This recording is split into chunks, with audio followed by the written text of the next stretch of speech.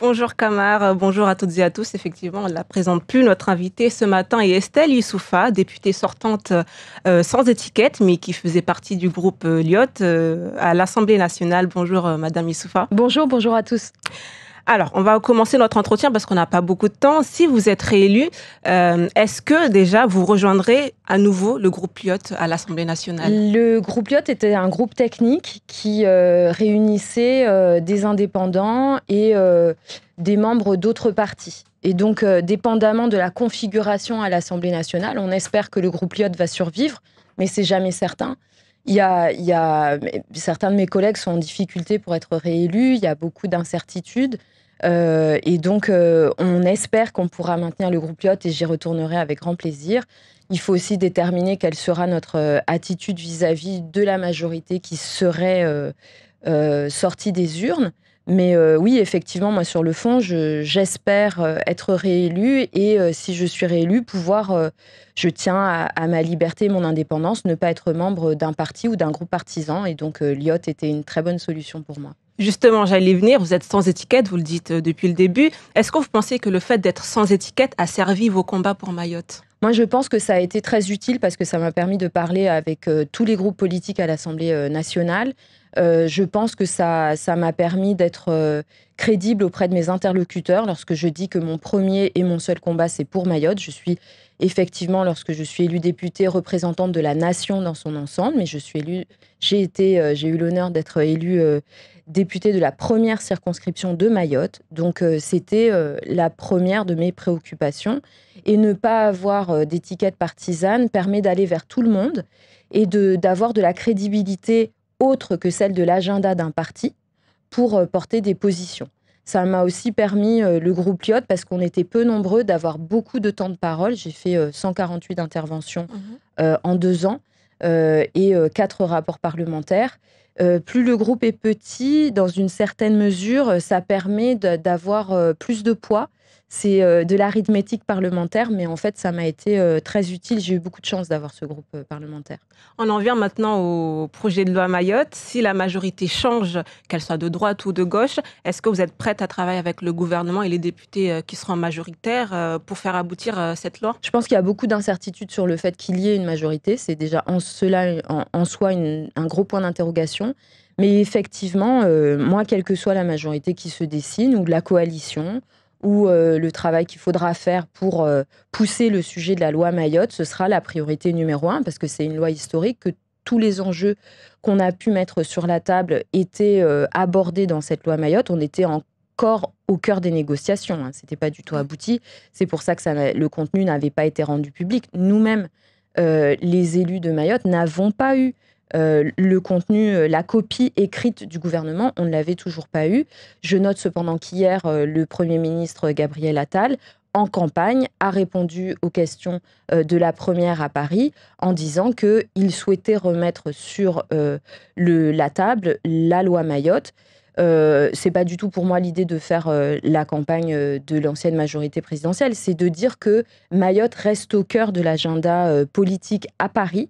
Mon premier travail, si j'ai la chance d'être réélue le 30 juin, ce sera de remettre ça sur la table avec tous les partis en disant: vous devez avoir une position sur la loi Mayotte, qu'est-ce que vous défendez? Et là-dessus, de se mettre au travail tout de suite, puisque nous, vous le savez, tous ceux qui nous écoutent et qui nous regardent savent que les sujets de Mayotte n'ont pas été suspendus parce que le pays était en campagne électorale. Oui. Loin de là, hein. On a toujours nos coupures d'électricité, on a eu nos coupures d'eau, on a eu des violences inouïes ce week-end, des meurtres. Enfin, c'est grave la situation, et c'est pas parce que le pays est en campagne électorale que Mayotte va mieux ou qu'on a mis en pause nos problèmes. Donc il faut que ça reprenne, le travail reprenne aussi sec. Mais alors justement, qu'est-ce qu'il faudrait mettre dans ce texte de loi? Quelles sont les priorités selon vous?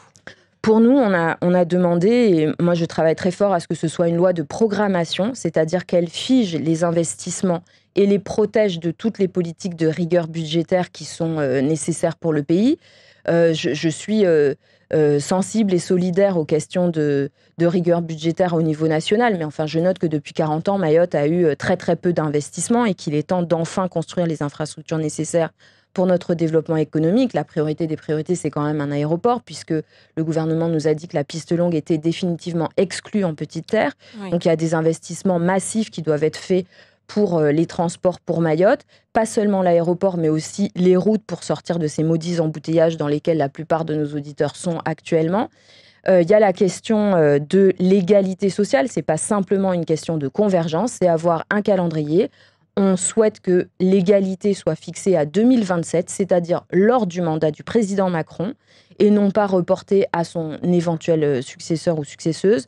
Le sujet pour nous, c'est évidemment de travailler sur les questions migratoires en mettant fin au séjour territorialisé et au droit du sol, qui permet que les Comoriens qui entrent ici illégalement puissent, par la naissance, être régularisés de leurs enfants, mais surtout changer à terme le corps électoral à Mayotte, parce que c'est aussi le sujet de l'ingérence comorienne, c'est prendre le contrôle de notre île. Sur la question de la fin du séjour territorialisé, c'est que le reste du pays prenne sa part du fardeau migratoire auquel nous faisons face, qui est en train de totalement déstabiliser le pays. Compte tenu du fait que beaucoup encore doutent de la nécessité de changer la ligne de notre politique diplomatique avec les Comores, moi j'explique simplement au chef de l'État, puisque vous estimez que tout va bien avec les Comores, vous prendrez votre part de migrants comoriens dans l'Hexagone et à La Réunion, et puis on en rediscutera d'ici 2-3 ans, vous verrez que ce ne sera pas si facile que ça. Alors vous faites une transition toute faite, parce que justement, ça fait déjà un bon moment que vous demandez au gouvernement d'arrêter les subventions aux Comores, mais on a l'impression que vous n'êtes pas entendu. Pour quelles raisons selon vous ? Alors je pense que le discours qui est développé à Paris, c'est de dire que la coopération, ou en tout cas des bonnes relations avec les Comores, permettent les reconduites à la frontière. Moi, j'ai porté la contradiction face à la ministre des Affaires étrangères, Madame Colonna. Je l'ai fait avec son successeur, Stéphane Séjourné. Je l'ai aussi fait face au président de la République à l'Élysée lors de la réunion du 17 mai. Les chiffres des reconduites à la frontière sont très clairs. Depuis l'accord de 2019, les reconduites à la frontière avec les Comores ont baissé. Donc, en fait, on est dans une situation où on a simplement fluidifié la libre circulation qui était souhaitée par nos diplomates. Donc ça ne peut pas continuer comme ça. On ne peut pas avoir une pression migratoire avec un pays qui, lors de l'opération Embouchou, a fait officiellement de l'ingérence en refusant une opération de maintien de l'ordre française sur un territoire français. On ne peut pas accueillir avec le tapis rouge le président Azali à Paris comme ça, alors qu'il fait ouvertement relayer des menaces sur les élus mahorais, français.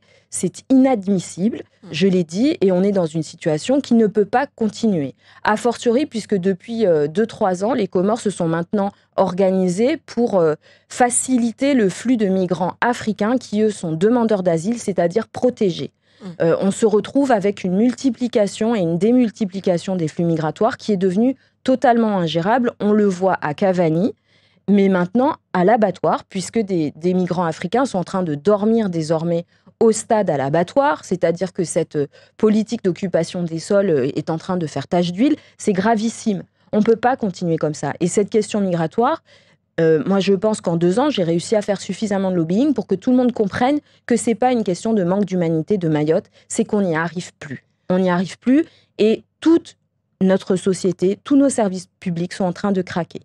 Alors, vous êtes aussi pour la suppression du droit du sol, mais le droit du sol a déjà été durci à Mayotte. Et on voit bien que ça n'empêche pas les personnes d'entrer de manière illégale sur le territoire. Et en quoi cette suppression changera quelque chose ? La question de l'aménagement du droit du sol dans la loi Collomb, qu'on appelle ici la loi Tani, on le voit quand on regarde dans les services administratifs municipaux d'état civil, on a les retours, en fait, moi j'y suis allée en mission parlementaire, ça a simplement permis de démultiplier la fraude. On est à Mayotte avec de la fraude à la maternité, ce qui paraît complètement invraisemblable.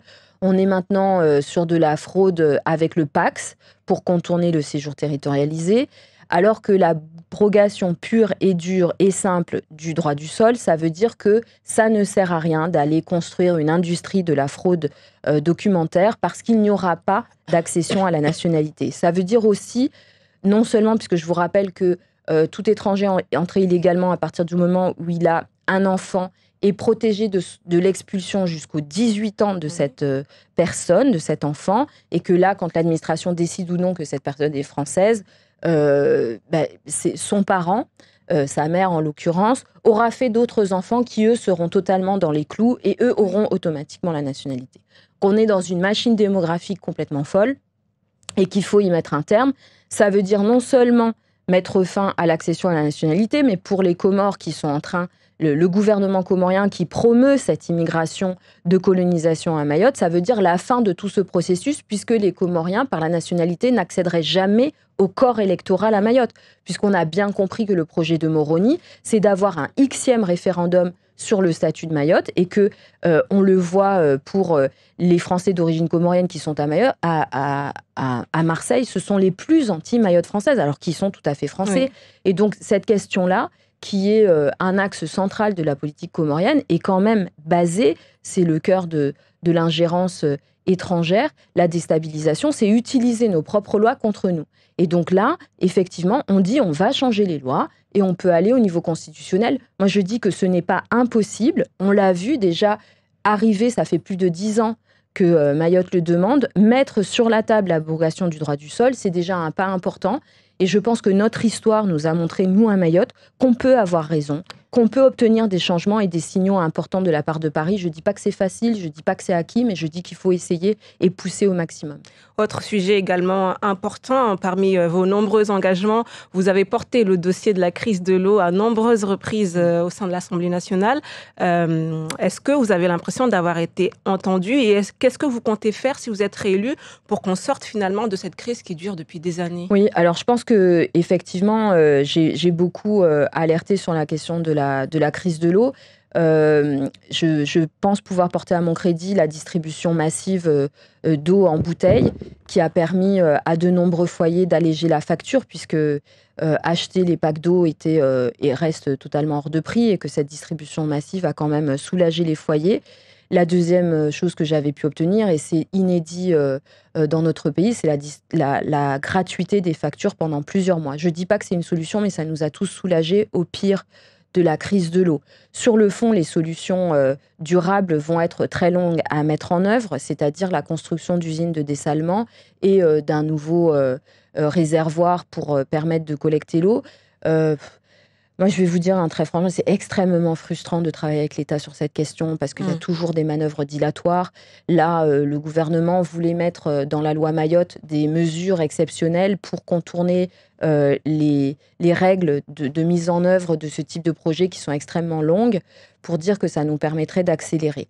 Moi, je note simplement que, par exemple, sur l'usine de dessalement, j'ai été très ferme et j'ai dit qu'il n'y aurait aucun soutien de ma part si une nouvelle usine de dessalement rejeter l'eau salée dans le lagon, parce que ce serait la destruction de notre environnement. Oui. Et que c'est pas la peine de nous dire on va vous produire de l'eau si en fait on est tous morts parce qu'on n'a plus de lagon et qu'on peut plus rien consommer. Donc en réalité, il faut continuer à travailler. On sait que pour une usine de dessalement, entre la signature du projet et de l'eau qui est dans notre robinet, il se déroule au minimum 5 ans. Oui. Donc c'est des projets à moyen et à long terme. Moi, je note que ça avance, mais certainement pas assez vite. Ça, je suis bien d'accord avec vous et c'est très frustrant. Mais c'est des dossiers sur lesquels, au moins, le gouvernement a débloqué plusieurs centaines de millions d'euros pour secourir les eaux de Mayotte. Moi, j'aimerais aussi que le parquet national financier accélère sur la lutte contre la corruption au syndicat des eaux de Mayotte et qu'on avance et qu'on puisse nettoyer les écuries d'OGIA. Il n'est pas question que notre argent serve à nourrir la corruption, surtout quand on n'a pas d'eau, parce que Mayotte ne peut pas se le permettre. Alors, dans cette campagne, on parle peu du pouvoir d'achat. Dernière question, on parle peu du pouvoir d'achat. Et pourtant, c'est aussi l'une des préoccupations des Mahorais. Quelles sont les mesures de votre programme qui permettront aux habitants d'augmenter leur pouvoir d'achat ? Alors moi, je ne fais pas de fausses promesses. Je n'ai pas la capacité ni la baguette magique d'aller changer les étiquettes qui sont affreusement hautes dans nos supermarchés. Par contre, effectivement, j'avais soutenu et voté toutes les mesures qui avaient permis de donner du pouvoir d'achat ou en tout cas d'augmenter les aides, donc un chèque alimentaire pour les Outre-mer que j'avais fait voter sur le budget Outre-mer, mais surtout pousser avec le gouvernement qui avait promis, et j'ai fait plusieurs rapports sur la sécurité alimentaire en Outre-mer, c'était la question d'un Oudinot de la cherté de la vie. On sait quand même la proximité du président Macron avec certains grands groupes de l'agroalimentaire. Et en fait, les Outre-mer, et Mayotte en particulier, en payent le prix, puisque le panier alimentaire, c'est 167% plus cher que dans l'Hexagone. C'est hors de prix. Et lors des réunions avec la population, cette question de la cherté de la vie revient. Moi, je suis une Mahoraise de base comme vous, 10 € le kilo de tomates au supermarché, parce qu'au marché, elle est impropre à la consommation. C'est-à-dire qu'on n'a pas le choix si on veut manger frais. C'est quand même scandaleux. On n'a pas tous les moyens de se payer ça. C'est ce que dit le collègue Fatiou, quand vous achetez le litre d'huile d'olive à 25 € le litre, c'est une huile en or, quoi. Vous la consommez pas, vous la regardez, vous la mettez en vitrine, et puis c'est pas possible, c'est pas tenable, et c'est un problème aussi pour notre santé à tous, parce que ne pas manger frais, avoir moins accès à des fruits et légumes, c'est quand même un problème pour notre santé publique.